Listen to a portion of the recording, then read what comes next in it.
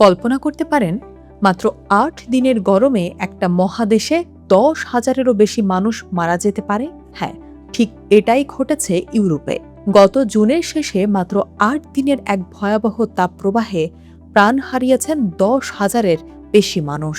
এর মধ্যে ৯০%-এরই বয়স ৬৫ বছরের উপরে।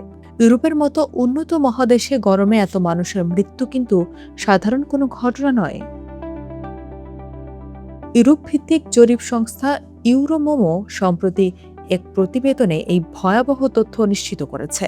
সংস্থাটি মূলত ইউরোপীয় ইউনিয়ন এবং বিশ্ব স্বাস্থ্য সংস্থার যৌথ পরিচালনায় কাজ করে।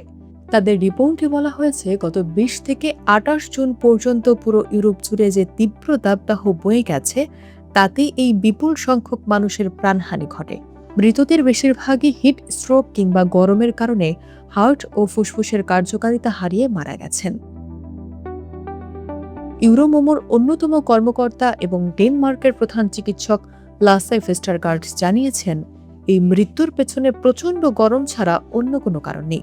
বছরের এই সময়ে মাত্র ৮ দিনে এত মানুষের মৃত্যু মোটেও স্বাভাবিক নয়।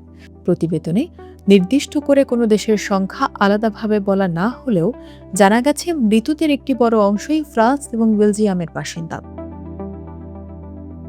সরকারি পরিসংখ্যান আরও ভয়াবহ চিত্র তুলে ধরছে। ইউরোপের দেশগুলোতে গরমের কারণে প্রতি সপ্তাহে গড়ে ৫০০ মানুষ মারা যাচ্ছেন।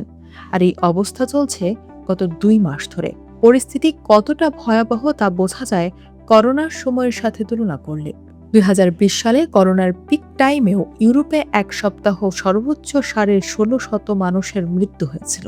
আর এবার জলবায়ুর এই চরম রূপ আরও বড় ধাক্কা দিল। ইউরোপের বিজ্ঞানীরা স্পষ্ট জানিয়েছেন, এই ভয়াবহ তাপপ্রবাহের পেছনে মানুষের তৈরি জলবায়ু পরিবর্তন সরাসরি দায়ী।